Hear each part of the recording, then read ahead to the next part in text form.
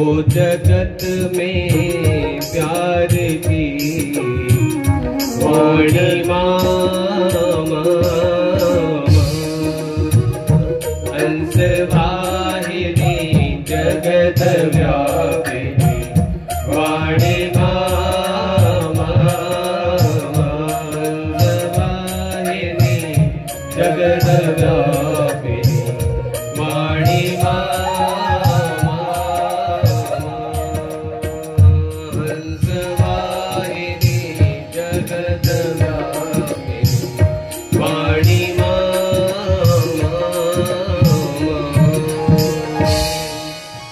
सरस्वती मैया की जय हो। क्रम से बीज मंत्रों की भी कथा है। अभी पहला बीज मंत्र हुआ और फिर दूसरा बीज मंत्र चलेगा। राजा जन्मेजय ने प्रश्न किया कि हे वेदव्यास जी महाराज, आप मुझे भगवती जगदम्बा मां के अनुष्ठान की विधि बताने की कृपा कीजिए। ये अनुष्ठान किस प्रकार से किया जाना चाहिए, कैसे ये होना चाहिए, मैं ये श्रवण करना चाहता हूं। वेदव्यास जी महाराज कहते हैं कि हे राजन, हे जन्मेजय, मैं भगवती मां के यज्ञ का सविधि वर्णन करता हूं, उसको तुम प्रेम से श्रवण करो। और अनुष्ठान विधि से यज्ञ जो है वो सदा एक नहीं बोले 3 प्रकार का यज्ञ होता है। बोलो जय माता दी। अच्छा, एक यज्ञ सात्विक यज्ञ है और दूसरा यज्ञ राजस यज्ञ है और तीसरा यज्ञ तामस यज्ञ है ना। और मुनियों के लिए सात्विक यज्ञ कहा गया है। जो संत महापुरुष होते हैं वो सात्विक यज्ञ का अनुष्ठान करते हैं। हम आप जो गृहस्थी लोग हैं हम राजस यज्ञ, और राजस यज्ञ राजाओं के लिए भी हुआ करता है, और जो तामसिक यज्ञ है ये राक्षसों के लिए होता है, ज्ञानी और वैरागियों के लिए। चौथे यज्ञ का सृजन हुआ, उसको ज्ञानमय यज्ञ कहा जाता है। बोलो जगदम्बे मैया की। और हे राजन, यदि द्रव्य शुद्धि और मंत्र शुद्धि से यज्ञ संपन्न हो, है ना, तो पूर्ण फल की प्राप्ति होती है, उस यज्ञ का पूरा फल मिलता है।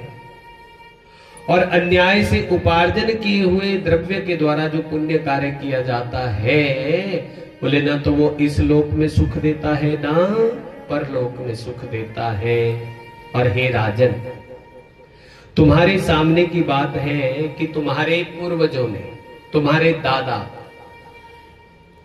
जन्मेजय के दादा का नाम क्या था?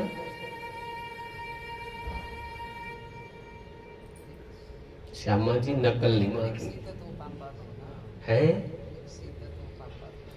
हाँ, तो दादू युधिष्ठिर है, परदादू हुआ युधिष्ठिर। अभिमन्यु का पुत्र था ना परीक्षित, परीक्षित का पुत्र था जन्मेजय। तो तुम्हारे सामने की बात है, तुम्हारे दादा परदादा युधिष्ठिर महाराज।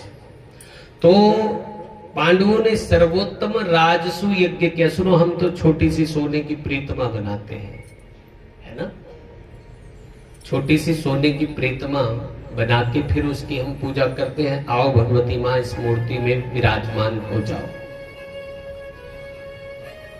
और लेकिन जो पांडवों ने यज्ञ किया, ध्यान से सुनो, उस यज्ञ में तो साक्षात परम ब्रह्म भगवान श्री कृष्ण महाराज थे, और उन्होंने तो प्रत्यक्ष कृष्ण भगवान का उस यज्ञ के भीतर पूजन किया, और उस यज्ञ के भीतर प्रचुर दक्षिणाएं बांटी, बहुत दक्षिणाएं बांटी। और फिर भी पांडवों को कितने कष्ट झेलने पड़े, कितने दुख भोगने पड़े। वनवास का दुख भोगा, पांचाली को विपत्ति झेलनी पड़ी, पांडव जुए में हार गए। बताओ यज्ञ का फल कहां गया? मिला उस यज्ञ का फल। और कर्मशील विद्वानों ने प्राय कर्म को प्रधान बतलाया है। वे कहते हैं कि कर्ता के और मंत्र के और द्रव्य के भेद से विपरीत फल हो जाता है। इसलिए जो कर्ता जिसके द्वारा हम यज्ञ करवाते हैं उसके साथ भी स्नेह होना चाहिए, आस्था होनी चाहिए, विश्वास होना चाहिए, नहीं तो फिर यज्ञ का फल नहीं मिलता। बोलो जगदम्बे मैया की। और इस प्रकार से कर्ता के फिर मंत्रों का उच्चारण शुद्ध होना चाहिए, और मंत्र मुंह में मुड़ हुई तो भी कोई उसका लाभ मिलने वाला, और द्रव्य का जो कमाई है उस यज्ञ में वो 10 स्नेह की कमाई लगनी चाहिए, तो उस यज्ञ का पूर्ण फल प्राप्त होता है। और हे राजन, एक उदाहरण प्राचीन समय का और है। त्रेता युग में राजा दशरथ जी निसंतान थे। संतान प्राप्ति के हेतु राजा दशरथ ने यज्ञ किया। यज्ञ के भीतर से अग्निदेव खीर का कटोरा लेकर प्रकट हुए, और उस पुत्रेष्टि यज्ञ का पूर्ण फल 4 पुत्रों के रूप में राजा दशरथ को प्राप्त हुआ है। बोलो सियापति रामचंद्र भगवान की जय हो। अरे राजन, युक्ति पूर्वक किया हुआ यज्ञ जो है वो सर्वथा सिद्धि प्रदान करता है, उस यज्ञ से सिद्धि मिलती है।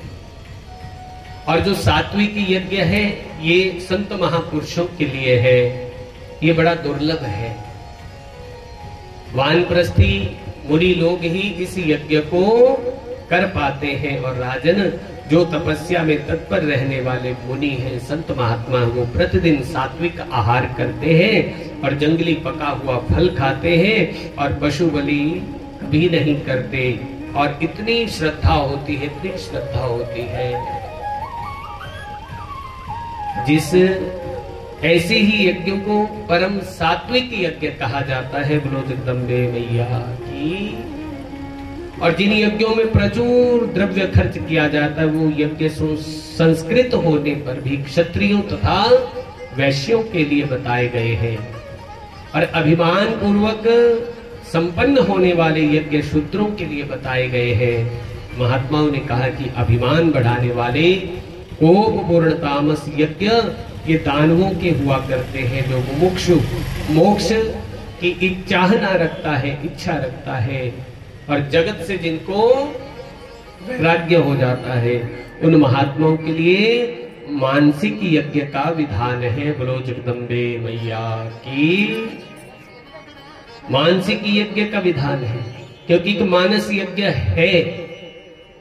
इस मानस यज्ञ के सिवा किसी भी यज्ञ में सांगोपांग सभी साधन पूरे नहीं हो सकते। बोलो जय माता दी। क्योंकि पहले उसके लिए भी शुद्धि की आवश्यकता है। अब मानसिक यज्ञ कैसे होगा? सुबह उठे, चारपाई पे बैठे, आंखें कर ली बंद, चल गंगा जी में मैं डुबकी लगा के आ गया। बोलो गंगा मैया। बैठा हुआ चारपाई पे, कहीं जाने की जरूरत है? क्योंकि मन को लेके इसको सात्विक यज्ञ कहा गया है। लेकिन सुनो, जिसको नित्य प्रतिदिन नहाने का वो है ना चस्का, वो रह सकता है।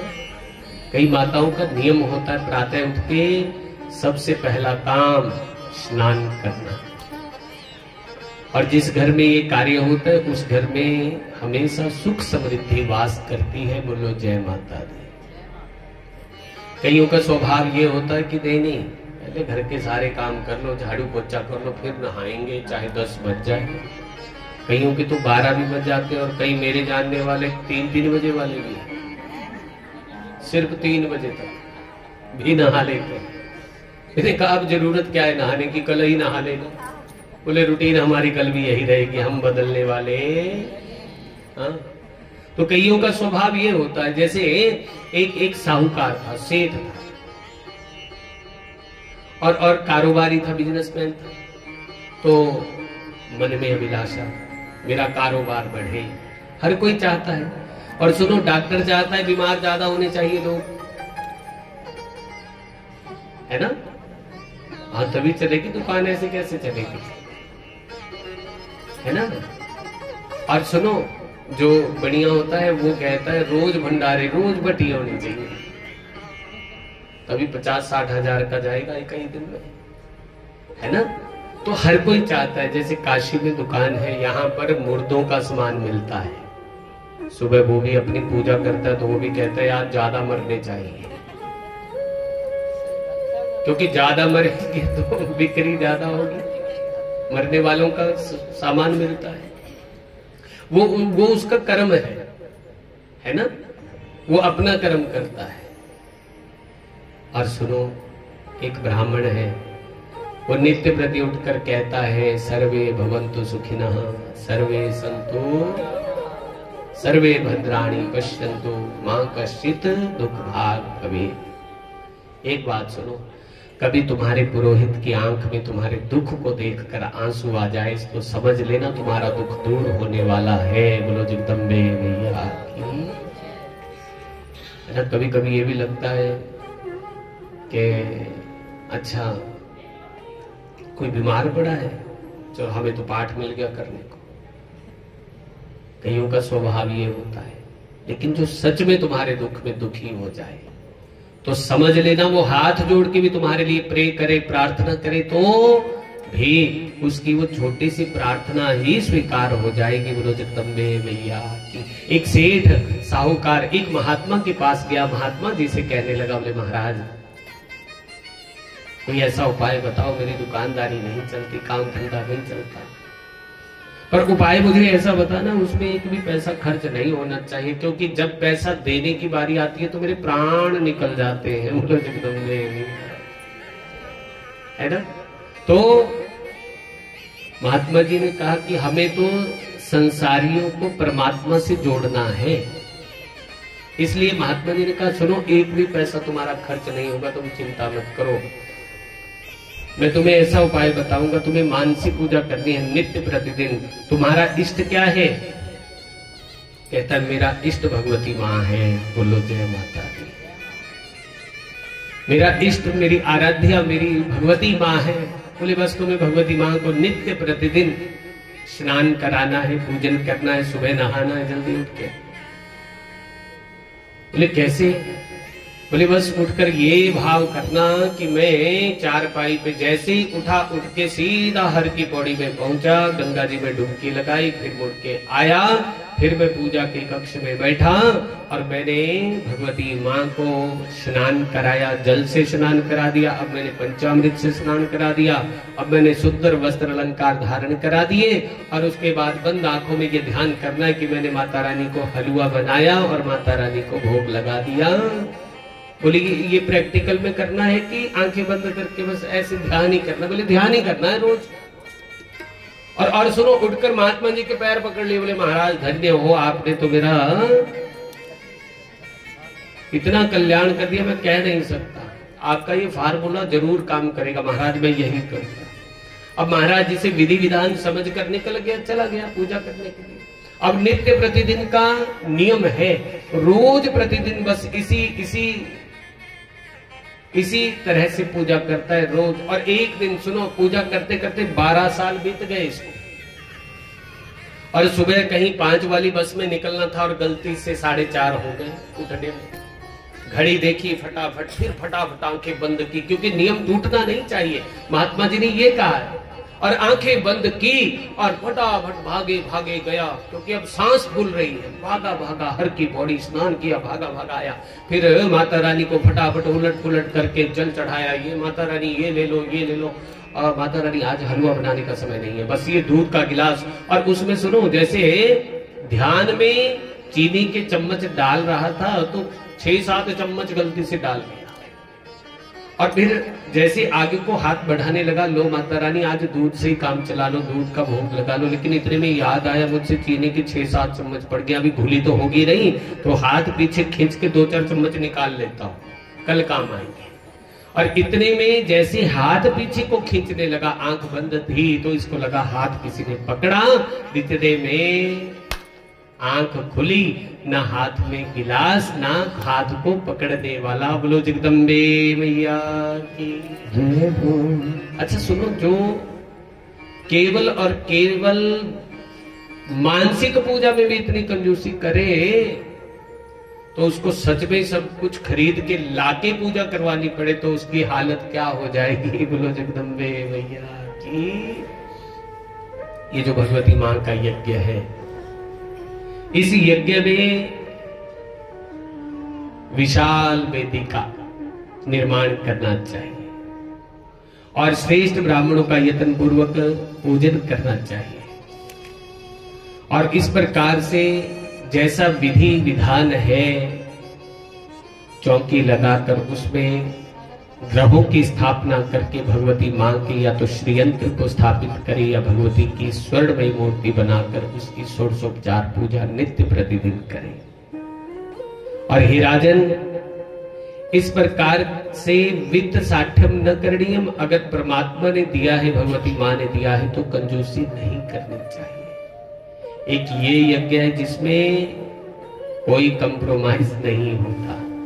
तुम कितने भी हवन करो, लेकिन जितना खर्चा देवी मां के हवन में आता है, इतना किसी हवन में नहीं आता। क्यों? क्योंकि यहाँ तो सुचे मोती स्वर्ण तक की आहुति जो है वो यज्ञ के भीतर डाली जाती है। और सुनो, भगवती मां तो भाव देखती है और भगवती मां ये कहती है, अतो अहम विश्व रूपाम वायु रूपेण चरामि हम। इस संसार में मैं हवा रूप में विचरण करती हूँ, इसमें वायु रूप में, पवन के रूप में विचरण करती हूँ। बोलो जगदम्बे मैया की जय हो। तो इस प्रकार से किया हुआ यज्ञ जो है वो मोक्ष रूपी फल जीवात्मा को प्रदान करने वाला होता है और इसमें कोई भी संशय नहीं है। और विजय की अभिलाषा रखने वाला राजा इस यज्ञ को संपन्न नहीं कर सकता। और हे राजन, अभी कुछ दिन पहले तुमने एक सर्प यज्ञ किया और जिसमें तुमने अनेकों सर्पों को भस्म कर डाला, वो यज्ञ तुम्हारा तामस यज्ञ हुआ। क्योंकि मन के भीतर वैर विरोध रखकर जो यज्ञ किया जाता है वो यज्ञ तामसिक हो जाता है। बोलो जगदम्बे मैया की। तो इस प्रकार से हे राजन, तुम्हारे पिता की मृत्यु भले सर्प के कांटे से हुई है। दुर्मरण तो सिद्ध हो रहा है कि दुर्मरण हुआ है, क्योंकि न तो मुख के भीतर तुलसी डाली गई, न मुख के भीतर गंगा जल डाला गया। हाँ? और कहते हैं जब अंतिम समय आता है तो मृत्यु नीचे धरती के ऊपर होनी चाहिए। बिस्तर पे मृत्यु होवे तो वो भी अधोगति में जीव जाता है, ऐसा वर्णन है। अच्छा सुनो, पुराने जितने भी पुराने समय में, आज से चले जाओ 40 साल पहले, बहुत ज्यादा पीछे भी जाने की जरूरत नहीं है। तो ज्यादा मृत्यु जब होती थी तो जिसकी होने वाली होती थी उसको आभास हो जाता था, वो कहता था मुझे नीचे उतार दो। ये 4 बुद्धिजीवी होते थे, वो नाड़ी देख के पकड़ लेते थे कि बस सब तैयारी है। तुलसी दल और वो क्या बोलते हैं उसको, पंचरत्न, वो मुख के भीतर। अब कहा मौका ही नहीं मिलता पंचरत्न देने डालने का, यही पता नहीं है कहां कब प्राण छूट जाए, है कि नहीं। तो इस प्रकार से 7वें भवन में 7वीं मंजिल के ऊपर उनकी मृत्यु हुई है और वो भी धक धक करके शरीर जला है, न कुशाई बिछाई गई, न मुख में तुलसी दल डाला गया, इससे भी दुर्मरण सिद्ध हुआ है। हे राजन, ऊपर से तुमने हजारों लाखों सर्पों को अग्नि के भीतर भस्म कर डाला, उनका भी तुमको दोष लगा है राजन। तुम्हें अब इसका प्रायश्चित करना चाहिए। बोलो जगदम्बे मैया की जय हो। हे राजन, तुम देवी यज्ञ करो और देवी यज्ञ करो जिसका अनुष्ठान सृष्टि के पूर्व काल में स्वयं भगवान विष्णु ने किया था। और सर्वप्रथम वेद के उत्तम ज्ञाता एवं विधि के पूर्ण जानकार ब्राह्मण होने चाहिए, जिन्हें देवी के बीज मंत्र का विधान मालूम हो। बोलो जगदम्बे मैया की। और जो मंत्र का उच्चारण करने की शैली को भली भांति जानता हो, वो ब्राह्मण याचक बनाए जाए। तुम स्वयं यजमान बनना। और हे राजन, इस प्रकार विधि पूर्वक यज्ञ करके उससे मिले हुए पुण्य फल को अपने पिता की सदगति के हेतु भगवती मां के चरणों में समर्पित कर देना और तुम्हारे पिता को सदगति प्राप्त हो जाएगी। बोलो जगदम्बे मैया की जय हो। और वैसे भी राजन, तुम्हारे पिता की मृत्यु एक ब्राह्मण के शाप से हुई है, और सांप के काटने से तुम्हारे पिता की मृत्यु हुई है, इससे दुर्मरण सिद्ध होता है। इसलिए हे राजन, तुम अपने पिता के उद्धार के कार्य में संलग्न हो जाओ। बोलो जगदम्बे मैया की। तो राजा जनमेजय ने वेद व्यास जी से निवेदन किया, आप एक काम करो गुरुदेव, पहले तो मुझे भगवती माँ की महिमा सुनाने की कृपा करो। अच्छा, जो काम हम करने वाले हों, जब तक हमें उसका ज्ञान ही नहीं है, उसके बारे में पता ही नहीं है, तब तक हमारी आस्था हो सकती, तब तक हमारी आस्था ही नहीं जुड़ सकती। इसलिए आप पहले मुझे विस्तार से भगवती माँ की भिन्न भिन्न लीलाओं का वर्णन करके सुनाओ, और सब कुछ सुन कर समझ कर फिर मैं भगवती माँ का ये पावन नवाहन परायण यज्ञ करूंगा। ये 9 दिनों तक चलेगा। बोलो जगदम्बे मैया की जय हो। हे कौशलेषु नृपश्रेष्ठ सूर्यवंश समुद्भव पुष्यपुत्रो महाराज ध्रुव संधि विश्रुत।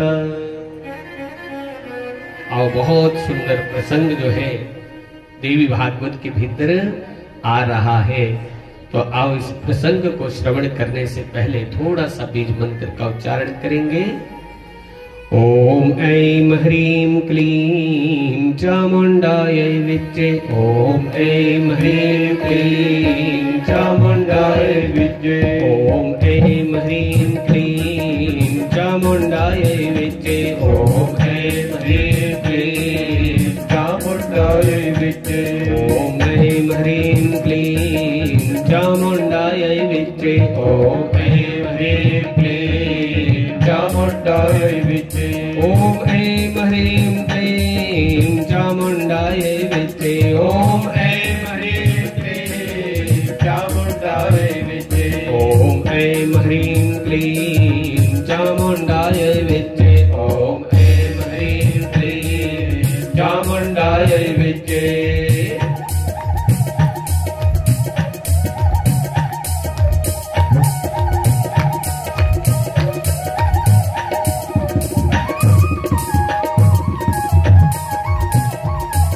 प्रेम से कहिए, ओम ऐं ह्रीं क्लीं चामुंडाय विद्ये। ओम ऐं ह्रीं क्लीं चामुंडाय विद्ये। ओम ऐं ह्रीं क्लीं चामुंडाय विद्ये। ओम ऐं ह्रीं क्लीं चामुंडाय विद्ये। ओम ऐं ह्रीं क्लीं चामुंडाय विद्ये। ओम ऐं ह्रीं क्लीं चामुंडाय विद्ये। ओम ऐं ह्रीं क्लीं चामुंडाय विद्ये। ओम ऐं ह्रीं क्लीं चामुंडाय विद्ये।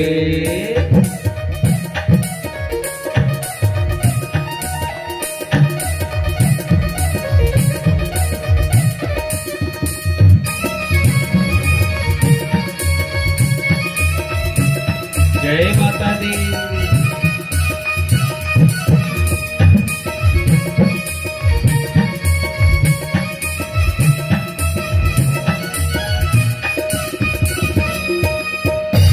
ओम ऐं ह्रीं क्लीं चामुंडाय विद्ये। ओम ऐं ह्रीं क्लीं चामुंडाय विद्ये। ओम ऐं ह्रीं क्लीं चामुंडाय विद्ये। ओम ऐं ह्रीं क्लीं चामुंडाय विद्ये। ओम ऐं ह्रीं क्लीं चामुंडाय विद्ये। ओम ऐं ह्रीं क्लीं चामुंडाय विद्ये। ओम ऐं ह्रीं क्लीं चामुंडाय विद्ये। ओम ऐं ह्रीं क्लीं चामुंडाय विद्ये। ओम ऐं ह्रीं क्लीं चामुंडाय विद्ये। ओम ऐं ह्रीं क्लीं चामुंडाय विद्ये। ओम ऐं ह्रीं क्लीं चामुंडाय विद्ये। ओम ऐं ह्रीं क्लीं चामुंडाय विद्ये। विद्ये ओम ह्रीं ह्रीं क्लीं चामुण्डायै विद्ये। बोलिए जगदम्बे मैया की जय हो। कौशलेषु नृपश्रेष्ठ सूर्यवंश समुद्भव पुष्यपुत्रो महातेज ध्रुव संधिरिति विश्रुत। कौशल देश में सूर्यवंशी एक राजा हुआ है, उस राजा का नाम हुआ है ध्रुव संधि। बोलो जय माता दी। क्या नाम हुआ है? ध्रुव संधि। और इनकी दो पत्नियां हैं, एक का नाम है मनोरमा और दूसरी का नाम है लीलावती। अब नाम याद रखना, क्योंकि नाम इधर से खिसक गया तो फिर सारी कथा अस्त व्यस्त। बोलो जय माता दी।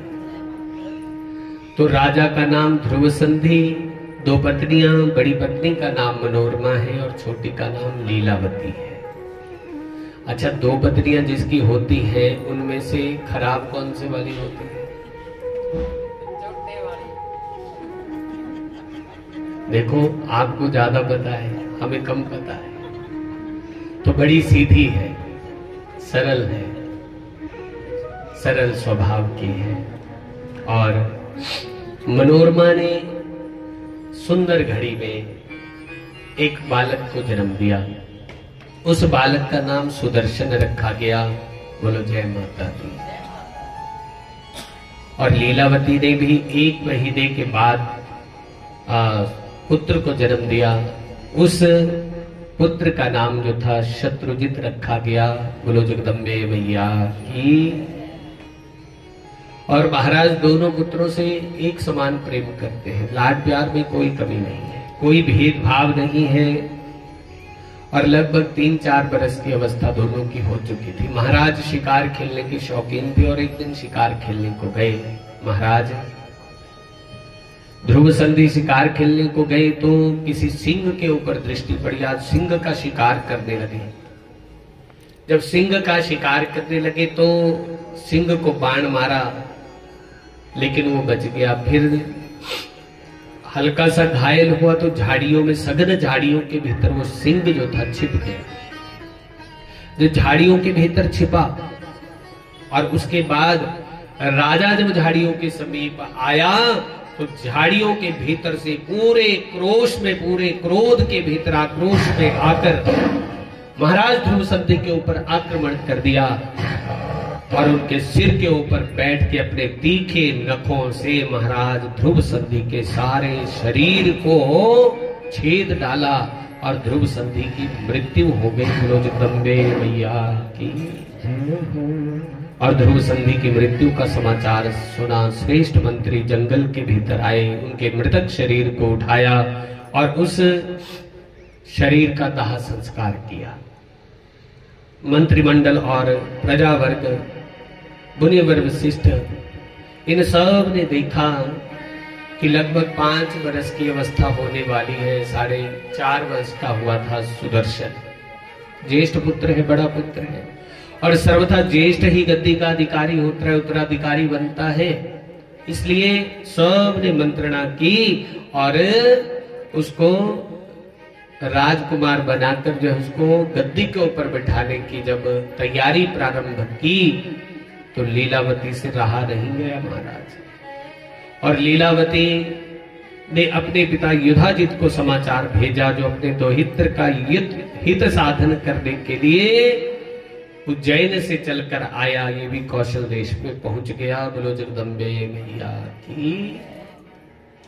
और इधर मनोरमा, क्योंकि अब देखो पति नहीं है,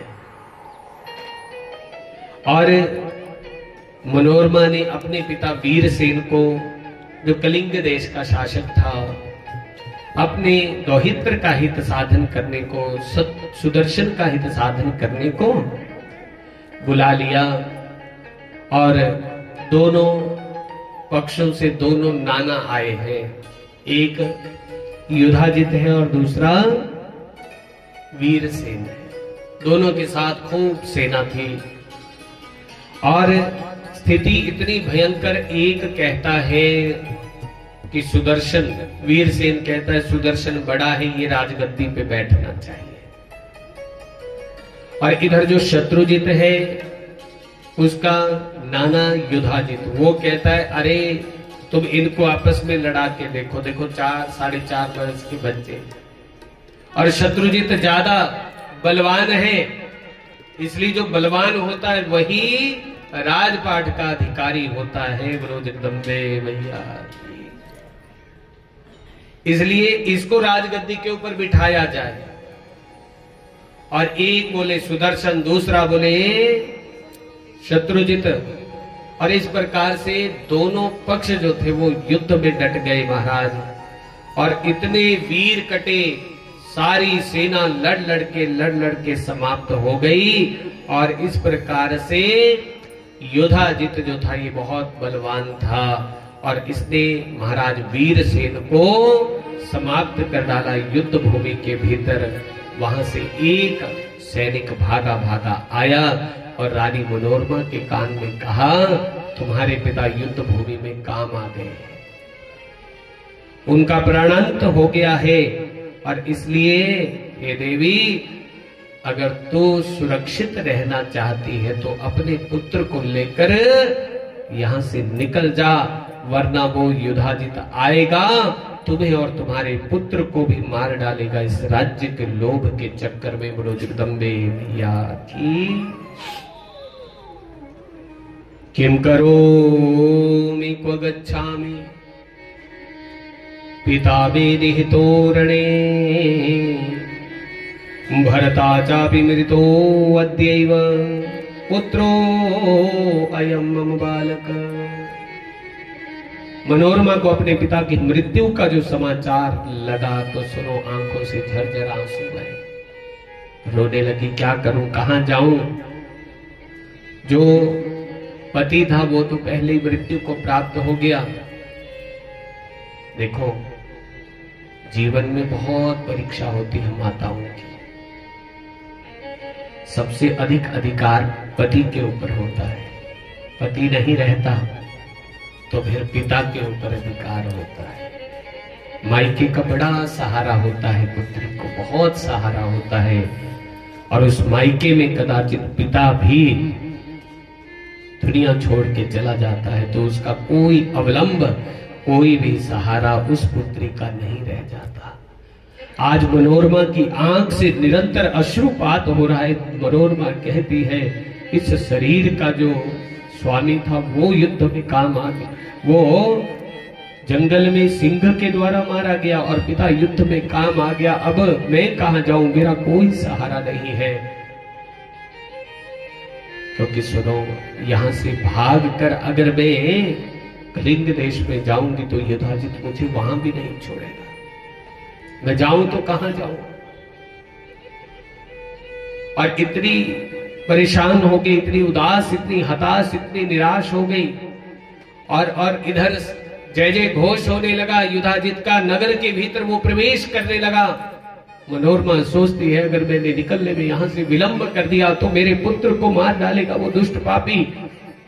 क्योंकि लोभ के भीतर पड़ा हुआ इंसान कुछ भी कर सकता है, इसलिए राज्य के लोभ से मेरे बालक को, मेरे बच्चे को, मेरे सुदर्शन को मार डालेगा, क्योंकि ये बड़ा पापी है। मैं क्या करूं, मैं कहां जाऊं। लोभ के भीतर असीम पाप भरा हुआ है। लोभी प्राणी पिता, माता, भाई, गुरु, अपने बंधु बांधवों को भी मार डालता है। और यदि पापी युधाजित मेरे पुत्र को मार डालेगा तो फिर मैं क्या करूंगी। ऊपर से मेरी सौत लीलावती, वो सदा मुझसे वैर रखती है, विरोध रखती है। और सुना है इस दाह के चलते इंद्र ने भी माता दीदी के बालक को 7 टुकड़ों में काट डाला था। उसके बाद फिर 7 के पुनः 7 खंड कर दिए थे। और इस समय इंद्र ने वज्र को छोटा बनाकर उसे हाथ में ले लिया, माता दीदी के उदर में प्रवेश किया, और वे ही 49 पवन अब भी द्यूलोक में विराजमान है। मैंने और भी सुना है कि पूर्व काल में रानी का एक रानी ने अपनी सौत का गर्भ नष्ट करने के लिए उसको भोजन के भीतर विष मिला के दे दिया था। और कुछ समय बाद जब वो बच्चा पैदा हुआ तो उस बालक की देह में, शरीर में विष लगा हुआ था। और रानी मनोरमा के शरीर पर एक अच्छी साड़ी पड़ती थी और एक दासी का हाथ पकड़ा और उसने अपने बालक को लिया साथ में, रातों रात कौशल देश को छोड़ दिया। बोलो जगदम्बे मैया की जय। और यमुना के, ये गंगा जी के किनारे पहुंची और भय और घबराहट के साथ बार बार पीछे मुड़ मुड़ के देखती है और गंगा के भीतर बैठ जाती है और गंगा को पार करके ये चित्रकूट पर्वत के ऊपर चली जाती है। बोलो जगदम्बे मैया की। और चित्रकूट पर्वत के ऊपर गई तो वहां पर क्या देखती है? भरद्वाज ऋषि का आश्रम है। और जैसे ही मुनि कुमारों ने देखा एक स्त्री अपने छोटे से बालक के साथ यहां पर भरद्वाज जी के आश्रम में आई है, तो भरद्वाज जी से कहा कि महाराज आपकी शरण में कोई आई है, स्त्री है। तो भरद्वाज जी ने कहा कि हे देवी, हे मनोरमा, तू पवित्र व्रत का आचरण करने वाली है। हे कल्याणी, तुम निर्भय होकर यहाँ पर रह सकती हो। तुम अपने पुत्र का यहाँ भरण पोषण करो। और हे विशाल लोचने, अब तुम्हें शत्रु का कोई भय नहीं है। तुम इस सुंदर पुत्र की रक्षा करो और तुम्हारा पुत्र भविष्य में राजा होकर रहेगा। वेद व्यास जी महाराज कहते हैं, मुनिवर भरद्वाज जी के इस प्रकार कहने पर मनोरमा का चित्त जो था वो थोड़ा शांत हो गया। बोलो जगदम्बे मैया की। और भरद्वाज ऋषि ने कुटिया बनाकर जो थी वो रहने के लिए दे दी। अब मुनि कुमारों के साथ सुदर्शन यहाँ पर रहता है और बिल्कुल निश्चिंत होकर मनोरमा यहाँ रहने लगी। वेद व्यास जी महाराज वर्णन करते हैं, युद्ध समाप्त हुआ और युधाजित लड़ाई के मैदान से लौटकर जब अयोध्या में पहुंचा तो जाते ही वध कर डालने के उद्देश्य से मनोरमा के कक्ष के भीतर प्रवेश किया। और उस कक्ष के भीतर, उस महल के भीतर कोना कोना छान मारा, लेकिन कहीं भी मनोरमा उसको दिखाई नहीं दी। गंगा के किनारे तक पीछा करता आया, लेकिन जब वो कहीं दिखाई नहीं दी तो लौट आया वापिस और अयोध्या की राजगद्दी के ऊपर इसने शत्रुजित को बिठा दिया, अपने दोहित्र को बिठा दिया और स्वयं अपनी नगरी उज्जैनी को वापस चला जाता है। बोलो जगदम्बे मैया की। ये जो जीवन है, इस जीवन में कब कौन सी घटना घटित हो जाती है कोई भरोसा। मनोरमा इस चित्रकूट पर्वत पे रहती है। सुनो, अब वहां पर सिर्फ मुनि कुमार है और शिष्य भरद्वाज ऋषि के। और देखो, अपना पराया कोई भी नहीं उस स्थान पे। किससे बात करे, किससे ना करे, बस अपना पूरे का पूरा स्नेह, बस अपने पुत्र में अपनी सारी ममता, सारा वात्सल्य जो था वो अपने पुत्र सुदर्शन के पालन पोषण में लुटा रही है। बोलो जगदम्बे मैया की। तो इस प्रकार से सुनो, मां की ममता का कर्ज जीव चुका नहीं सकता। मां इतना प्रेम करती है, इतना प्रेम करती है, इतना प्रेम करती है, जिसको शब्दों में व्यक्त करना बड़ा मुश्किल होता है। एक मां,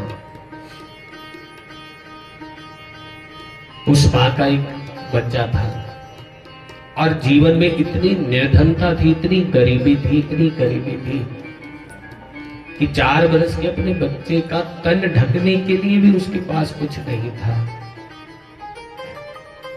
और सड़क के किनारे फुटपाथ पे रहती है। कोई भिक्षा में कुछ दे जाता है तो उसी से अपने पुत्र का भरण पोषण करती है। सड़क के किनारे रहती है, किसी सेठ की गाड़ी, उस गाड़ी में से एक बच्चा, सामने दुकान, दुकान से उसने खीर खरीदी, खीर का डोना लिया छोटा बच्चा जो होता है ना, तुम कथा में भी अपने छोटे बच्चों को लेके आओगे, तुम्हारे पास वो कभी बैठेगा, उठ के वहां जाएगा जहां पर अपने जैसा दिखेगा। और छोटा बच्चा देखो अक्सर जो दूसरे बच्चे के हाथ में होता है वो लेने की जिद करता है। वो कुछ खा रहा होता है तो अपनी माँ से करता है आके, माँ माँ मुझे भी खिलाना, मुझे भी खिलाओ, मुझे भी दो, मुझे भी दिलाओ। कोई खिलौना होगा तो छीन लेगा, है ना। तो इस प्रकार से नहीं कुछ मिलता तो फिर एक काम आता है, वो है रोना, बस रोने के सिवा कुछ नहीं। और उस बच्चे की पहुंच उस खीर तक नहीं थी, इसलिए सुनो अपनी माँ के पास आया, माँ का मुंह अपनी तरफ घुमाया, फिर माँ से बोलने लगा, माँ मुझे भी वो खीर खानी है। माँ की आंख में आंसू आए। और माँ कभी भी अपने बच्चे का दिल नहीं तोड़ती। उस माँ ने सुनो अपने उस 4 वर्ष के बालक को अपनी गोद के भीतर बिठाया, आंखों से झरझर आंसू बह रहे थे और मुंह से बोल रही थी, मेरा बेटा खीर खाएगा, मैं अपने बेटे के लिए आज खीर बनाऊंगी। 2 ईंटें पड़ी हुई थी, उन ईंटों के ऊपर पतीली रख दी, भीतर पानी डाल दिया, नीचे आग जला दी। और माँ का स्नेहमयी वात्सल्य, स्नेहमयी भाव, स्नेहमयी हस्त का स्पर्श इतना सुख दे रहा था। उस बच्चे के कान में एक शब्द बार बार गुंजायमान हो रहा था, मेरा बेटा खीर खाएगा। उसको आस लग गई, विश्वास हो गया मेरी माँ मेरे लिए खीर बना रही है। लेकिन माँ का कलेजा पिघल रहा है। माँ कहती है, बेटा क्या करूं, पतीली के भीतर पानी तो उबल रहा है, लेकिन मेरे पास डालने को भीतर चावल नहीं है, मेरे पास इसके भीतर डालने को न चीनी है ना दूध है। फिर भी अपने बेटे को आस लगवाए बैठी है, मेरा बेटा खीर खाएगा, मेरा बेटा खीर खाएगा। वो माँ का वात्सल्यमयी स्पर्श बच्चे को मिलता रहा। बच्चा आस लगाए लगाए गर्दन हिलाता हिलाता वो बच्चा सो गया, उसको नींद आ गई। अब जब 2-3 घंटे बाद सोया हुआ जगा तो उसको भूल गया कि मुझे खीर भी खानी थी। जो कभी भी अपने बच्चे के मन को नहीं तोड़ती उसी को माँ कहा जाता है। बोलो जगदम्बे मैया की। इतना प्यार करेगा कौन जितना माँ करती है हो, इतना प्यार करेगा कौन जितना माँ करती है हो, इतना प्यार करेगा कौन जितना माँ करती है। इतना प्यार करेगा कौन जितना माँ करती है हो, इतना प्यार करेगा कौन जितना माँ करती है। ओ बेटा जब परदेस को जावे, बेटा जब परदेस को जावे, सब ही कहे कुछ लेकर आवे, सब ही कहे कुछ लेकर आवे। माता कहे कुछ भी ना लावे, माता कहे कुछ भी ना लावे। हाँ बेटा मेरा वापिस आवे, बेटा मेरा वापिस आवे। माँ रोया करती है, इतना प्यार करेगा कौन जितना माँ करती है।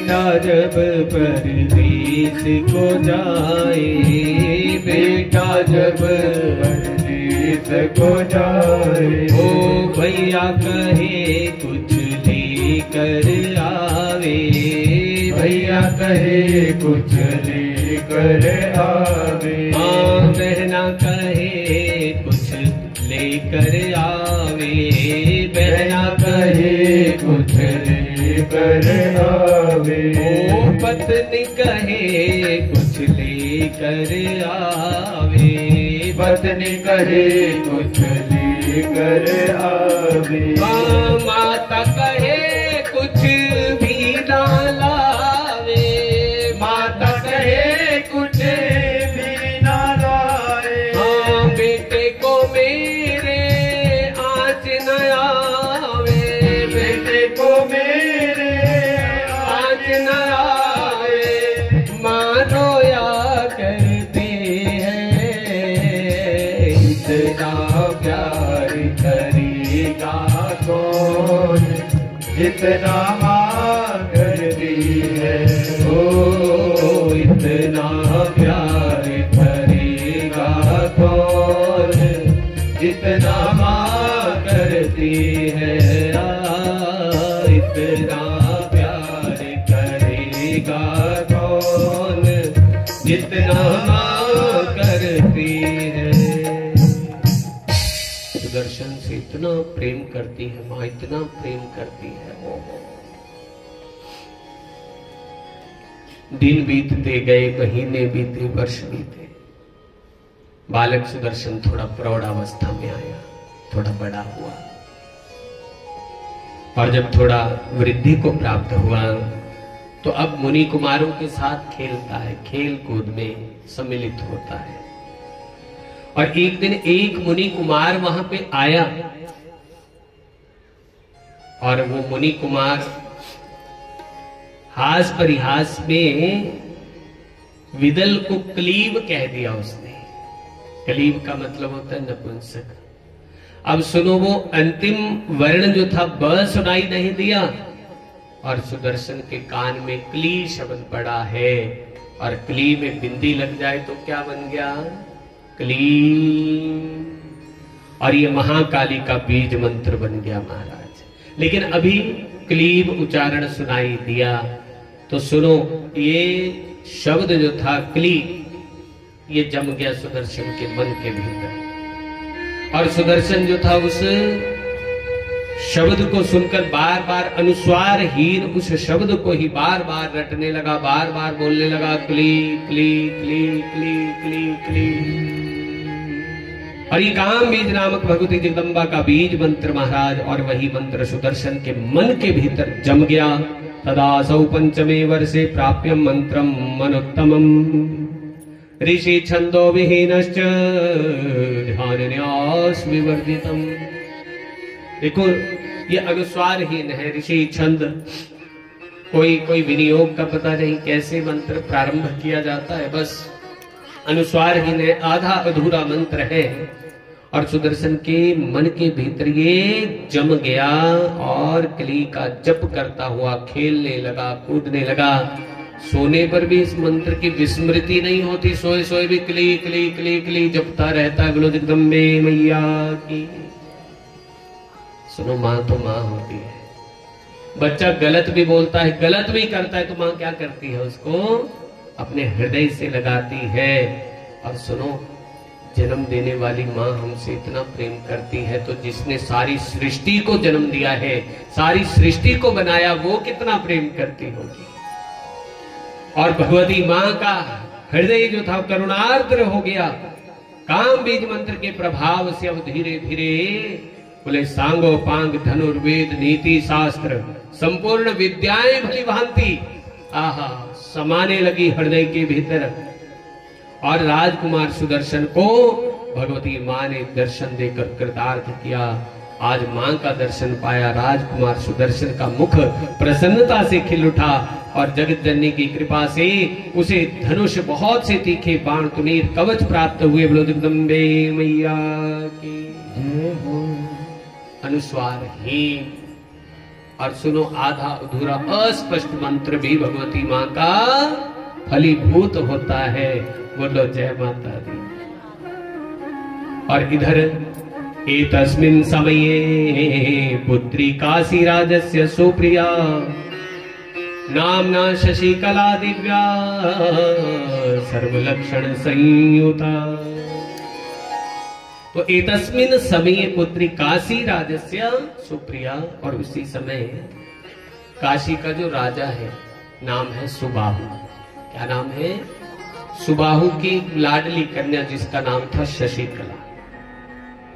और शशिकला ने सुना कि समीप ही उपवन में कोई राजकुमार आया है, वहां रहता है, सर्व लक्षणों से संपन्न है, और ऐसा सुना जाता है उस राजकुमार का नाम सुदर्शन है। बोलो जगदम्बे मैया की। बहुत शूरवीर है, बहुत बलवान है, और उसके साथ साथ इतना सुंदर है मानो दूसरा कामदेव पृथ्वी पर प्रकट हुआ हो। और जब उसके विषय में सुना तो मन ही मन सुदर्शन को पति बनाने की इच्छा उसके हृदय में जागृत होने लगी। बोलो जगदम्बे मैया की। और देखो, जिस दिन ये इच्छा मन में पैदा हुई उसी दिन रात जो हुई, रात्रि के समय भगवती जगदम्बा मां ने शशिकला को स्वप्न में दर्शन दिया और कहा, शशिकला आश्वस्त हो जा, भविष्य में ये राजकुमार सुदर्शन ही तेरा पति होगा। बोलो जगदम्बे मैया की। जग दिया जोता वाली माता तेरी सदा ही है। वेद व्यास जी महाराज वर्णन करते हैं, जन्मेजय राजकुमार सुदर्शन का ना कोई सहायक था, ना कोई संगी, ना कोई साथी, ना कोई मित्र, कोई नहीं है। जिसका कोई नहीं, सुनो, उसके ऊपर भगवती मां की कृपा है। और ना पास में उसकी संपत्ति है, ना घर है, ना महल है, कुछ भी नहीं है। और ना ही कोई बहुत बड़ा प्रसिद्ध सूरवीर था। बोले केवल था उसके पास तो क्या था, वो भगवती मां का काम बीज मंत्र था। कहते हैं ये जो काम्य बीज मंत्र है भगवती मां का, ये जीवात्मा की संपूर्ण कामनाओं को सिद्ध करने वाला है। बोलो जगदम्बे मैया की। लेकिन सुनो, जब तक मंत्र के भीतर जीवात्मा को विश्वास नहीं होता, किसी अच्छे गुरु से वो मंत्र नहीं लेता, तब तक वो मंत्र भी फलीभूत। सुनो, पुस्तकों में अनेकों मंत्र हैं, प्रयोग की विधियां लिखी है, लेकिन जब तक गुरु मुख से कान में वो मंत्र न मिले तब तक वो फलीभूत होता ही नहीं है। कि नहीं? तुम राम राम भी जपो, तुम्हारा राम राम जपना तुम्हारे लिए कल्याण का साधन बन जाएगा, लेकिन मुक्ति का साधन वो तब बनेगा जब किसी गुरु के मुख से तुम्हारे कान के भीतर जाएगा। बोलो सद्गुरुदेव भगवान की जय हो। बोलिए अपने अपने गुरु महाराज की जय हो। मिलते नहीं है भगवान गुरु के बिना, मिलते नहीं है भगवान गुरु के बिना। हाँ, मिलते नहीं है भगवान गुरु के बिना, मिलते नहीं है भगवान गुरु के बिना। होता नहीं है कल्याण गुरु के बिना, होता नहीं है कल्याण गुरु के बिना। सुदर्शन को किसी गुरु के मुख से नहीं मिला, बिना गुरु के और बिना शुद्धि के। अशुद्ध मंत्र है, अभी पूरा नहीं है, तो ये मंत्र आधा अधूरा इतना फलीभूत हो रहा है। कहीं गुरु के मुख से मिलता तो क्या मिल जाता।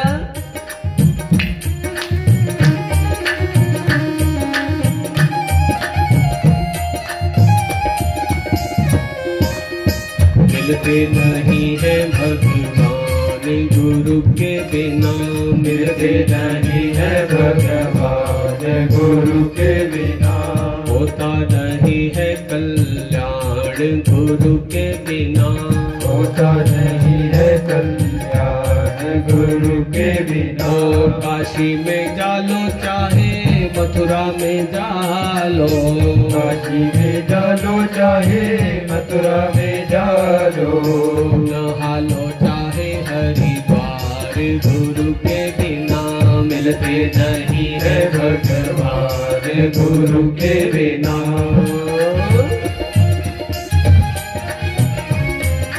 जय हो।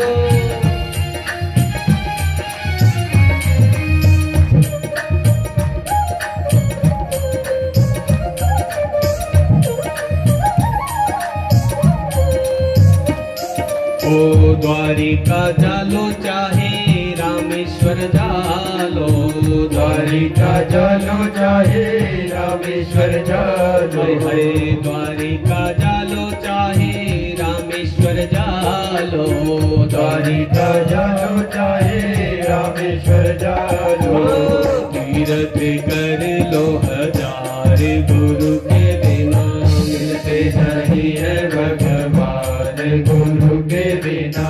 रामायण पढ़ लो चाहे गीता पढ़ लो, रामायण पढ़ लो चाहे गीता पढ़ लो, पढ़ लो वेद पुराण, गुरु के बिना मिलते नहीं है भगवान, गुरु के बिना।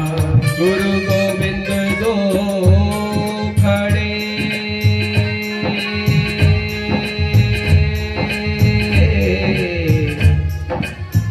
काके लागू पा, बलिहारी गुरु आपने,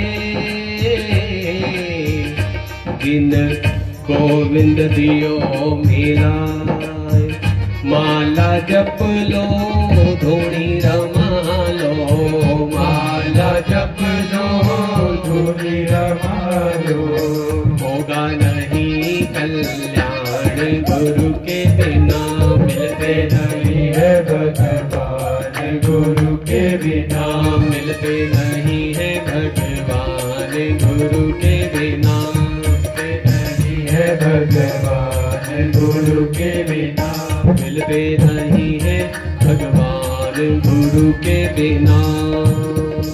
बोलो सद्गुरुदेव भगवान की जय हो।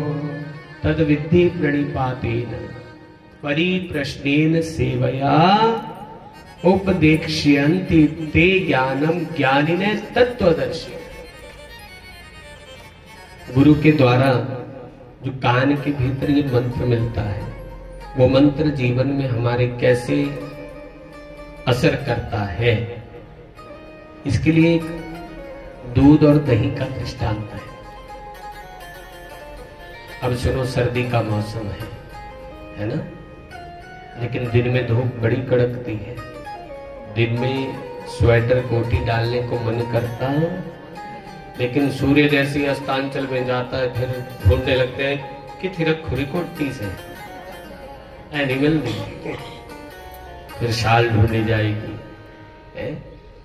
तो दो दो तीन तीन चार चार भी वस्त्र डाले तब भी ठंडी जाती है ना। तो दूध जो है ना, दूध का अल्प जीवन है, और गर्मी के मौसम में तो थोड़ी सी लापरवाही बरती और दुर्घटना घटी। लाते हो दूध बाजार से लेके आते हो, गलती से कहीं 2-1 घंटे के लिए टेबल के ऊपर छोड़ दिया, बाद में देखोगे तो फिर फटा हुआ मिलेगा। लेकिन जैसे ही लाए, सावधानी से उसको रखा पतीली में, धीमी धीमी आंच पे उसको पकाया, और जब उबाल आया तो उसके बाद फिर उसको थोड़ा ठंडा होने दिया। जब वो समशीतोष्ण अवस्था में हुआ तो उसके भीतर 1 चम्मच दही का जब लगाया तो 4-6 घंटे बाद प्रतीक्षा करने के बाद उस 1 चम्मच ने 2 किलो दही दूध को क्या बना दिया है जी। और सुनो, वो 1 चम्मच रूपी शब्द जब हमारे कान में पड़ता है, जब हम उसका मंत्र जप करते हैं, तो हम दूध से क्या बन गए? दही बन गए। अब दही के भीतर जो है वो निकालने के लिए क्या करना पड़ेगा? उसके भीतर मधानी रखनी पड़ेगी, फिर नहीं मैं दूध का देना लगेगा चाटी जो सुनो, फिर दही का मंथन करना पड़ेगा। कहने का भाव क्या, मंत्र और जपो, खूब जपो, इतना जपो कि दही के भीतर जो माखन है वो पेड़ा बनकर एकत्रित हो जाए। जब उस दही को मंथन कर दिया फिर पेड़ा बन गया, और बने हुए पेड़े के भीतर, उस माखन के पेड़े में कभी भी पूरियां तली